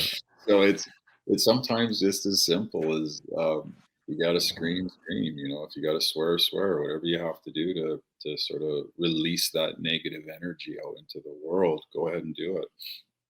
Yeah. When I talked about the kind of the gender politics of being a guy, or even I guess obviously for women for being a woman, but I mean there was a part of that I think that was ingrained in us, or at least was ingrained in me, that real men they don't have those issues. At least professional hockey players don't, and you wouldn't talk about it to another guy or a teammate, even if you did. Like there's a little bit of a weakness in there associated with that, and that's the biggest bullshit in the world to Mm. believe that story. I mean that's the wrong story. Well, I think. there's a chapter in the book called "Tough Guys Do Cry," and I wanted people to understand that the player that you see on the ice, the guy that's scrapping and punching people in the face and all this kind of stuff, that we do cry, and that we're human beings as well, and we have feelings and emotions. And I think it was important that I put that chapter in there to let everybody know that no matter how big and tough you are, you're still just another man or another woman that cries and has emotions and lives life. Like, at least I do, and I had to acknowledge that it was okay for me to cry. Yeah. Well, yeah, I mean, I 100% agree with that. I think for me, my own personal evolution was allowing that, like I was fighting that, let's say, or guarding against it, right? From like the time I was 16 and showed up at WHL, or even 15 probably in Penticton was really where it probably started, where it was like, okay, the armor's starting to build. Like you got to build this armor because you are not going to make it if things bother you. Mm. Right. So like whatever that insulation factor was, but the armor started to build, right? That I started to build this persona, this way of dealing with whatever the adversity was so I could get through it, trying to emulate this thing. And that didn't involve crying. And that didn't involve, these other things that would be more quote unquote feminine emotions, right? That I would associate with. I had this idea of what it took to be a hockey player, a professional hockey player. Now getting out of that, recognizing that no, like high performers, you all have emotions. Like that's the thing, like being able to understand that you are an emotional being, whether you're a hockey player or a boxer or anything, right? That there are these emotions, allow them to happen and deal with them, right? Like instead of suppressing them. I think for me, that was like a massive transformational point, right? To say, no, this is okay. You're okay. It's okay. Like, as you said, tough guys do cry, or, whatever the title of the book was. You mean that's allowed. It should happen. Like you should have these emotions and there's nothing wrong with them. It's just learning how to deal with them, I think, and putting them in their proper place. Yeah. Again, that was the point behind the chapter. It was just said, okay, you've just read about this so-called killer. Well, you get to read about a softer side of him at this point. Yeah, man. It's like, I have a character course now that I've talked about here on this thing. And it's one of the things that's kind of the backbone of some of the stuff that I talk with players about. And it's interesting for me, like who actually even signs up for it and what it means. Cause I think there's a hard part in marketing something like that, because you feel like, well, I'm not a guy with bad character. Why would I take this course? You know what I mean? Or I don't have character problems. And again, that's the inherent issue before you even start, right? It's not about having enough or not having enough. It's just about like understanding that this is a skill that we can all get better at it. And to be able to like accept the idea that, okay, this might give me a new perspective. And I think it's interesting when we talk about these different types of traits and communication and addiction problems, of like allowing there to be space to deal with it, to consume it, to metabolize it, and be able to use it. Whether it's an athlete that's never had a beer in his life, or whether it's an athlete that maybe knows a few times that he's had too many, or whatever the case may be, that there is something for you in these stories. And I think I don't know. I mean, like, we could probably talk forever here, man. Like, where do you see, like, this book now? It's out. We're a month in. It's selling extremely well. We talked about offline. Like, what's next for Brantt Myhres, and where do you go from here? Well, I think that once these restrictions with COVID start to ease up a little bit, then I'd like to talk to my publicist, Ruda, and she handles all of the speaking engagements and that kind of stuff. Um, yeah, man, I'm just really looking forward to keep spreading the message. I mean, this is something now that I've realized within a month that it's touching some chord somewhere in somebody, and my responsibility is to continually to stay sober and on track, and then you know just figure out ways that I can continue to keep talking about this and raising awareness, and then like you talked about at the start of the podcast, is the redemption and hope. And I think that's what when we look at the cover, um, my favorite part of that cover is the hummingbird that's flying to land on the stick. Yeah, for hope. Yeah, because I said, hey, listen, I want to put something in there that resembles hope, and so we put the hummingbird in there, and that was one of my favorite parts of the cover.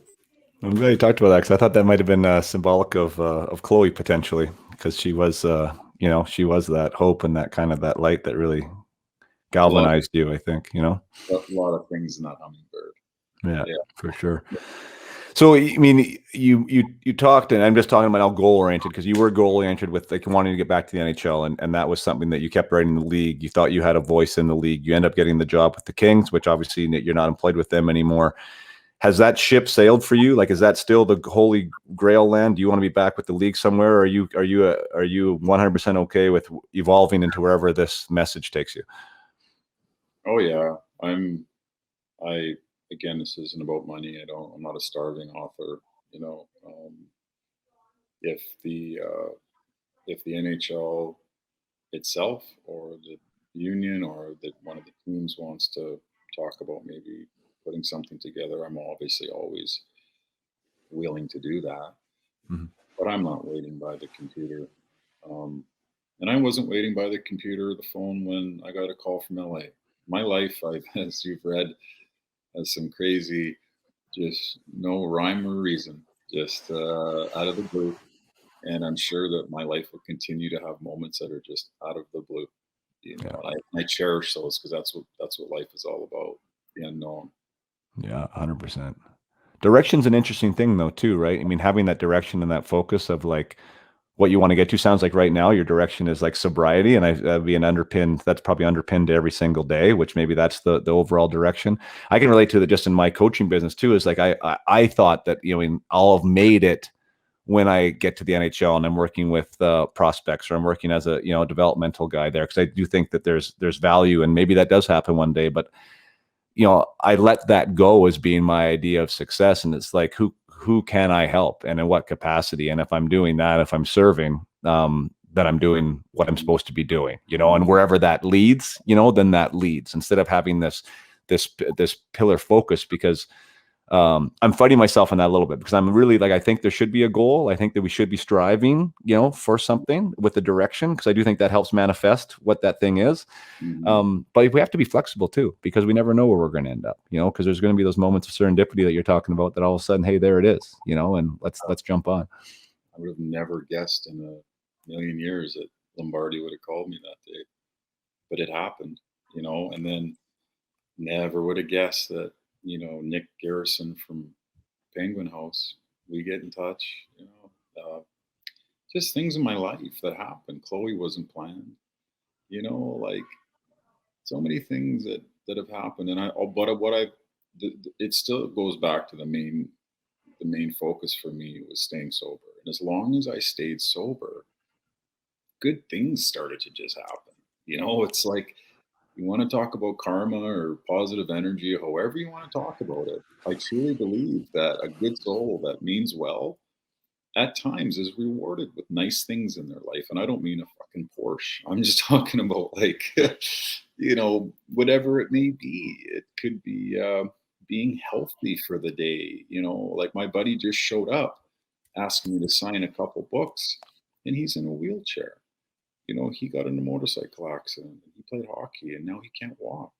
And when I left that car, I just, I'm so grateful that I could walk back up to my door, and walk upstairs and go for a run. He can't do that.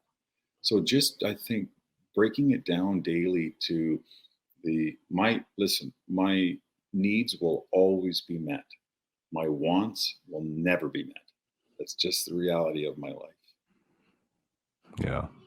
Yeah. And that level of gratitude, being able to live with that, and keep that present. It's something that's been a topic of different guests that I've had on. One, Mike Shaw comes to mind, who's a friend of mine who was a quadriplegic for like a month, and there's some term for it, but he ended up recovering, and now he's active, but he's just like he's a keynote speaker now and been TEDx guy, but like that level of gratitude as like a high performance skill, like the more we can connect to that feeling of gratitude, and you just nailed it. Like there's so many different ways to connect to it that it keeps us more present, it keeps us more hopeful, it keeps us less anxious. Like there's so many things that it does, and again, that's something that if we apply intention to, that we can practice that every day and become better at it. And I've said it on here before. Have you ever met anybody that's too grateful? Yeah. And it's hard to be resentful when you have a heart full of gratitude. I mean, it's just, Yeah. But it's a process. You got to work at it. And I try to keep my life relatively simple. Yeah. Well, thanks, man. Thanks, buddy. Again, I've read the book. I did. It's for those listening. It's I don't know what the right word is. It's not a complicated read. As far as it's written in a conversational way. Like the way you wrote it. So it's easy to consume. The content isn't easy. It's hard. You do a really good job of taking the reader on your journey. There's definitely points where we want to punch you in the face, and there's definitely points where we want to help, and we want you to fight through. And I think that's what makes it so compelling. And the fact that at the end, you're here, you're standing, man. You got a beautiful young daughter, and you're sharing your message, and and knowing you. I'm such a massive supporter and campaigner, and I want nothing but the best for you. And hopefully this podcast gets the message out even a little bit more, and whatever thing I want to do or want this to touch. I hope that happens, because it's a great starting point, and I know you're gonna do great things. Thanks, Jason, and it's just awesome to see how far you've come to. I'm very proud of you as well, and wish you continued success too, buddy. Thank you. Well, thank you so much for spending the episode with us. I don't really know how to summarize what just happened there. Like I said, it was a heavy one for me. The book was heavy. It was hard for me at times to read about somebody that was a teammate, and all the questions of like how could this have happened, or how could a team allowed this to happen, and having that conversation actually helped me with some of those, because he was saying that he was essentially hiding it. He was on solo missions. He didn't want anyone to know. And he became great at not allowing people to know what he was doing. There's so many layers to that, right? There's so many. Once you've read the book, you'll understand. I know our environment as young people matters. Our role models matter. What we're exposed to impacts us. I am somebody who really believes that we have the opportunity to direct our ship, and we are empowered to make whatever we want of this life. Brantt is very accountable to that in the book and in the interview. There is accountability. Accountability and integrity are two huge things, and we talked about it in this episode. But there's so much more to integrity and accountability. We need role models. We need direction. We need the perspective to know that there should be an expectation within us. I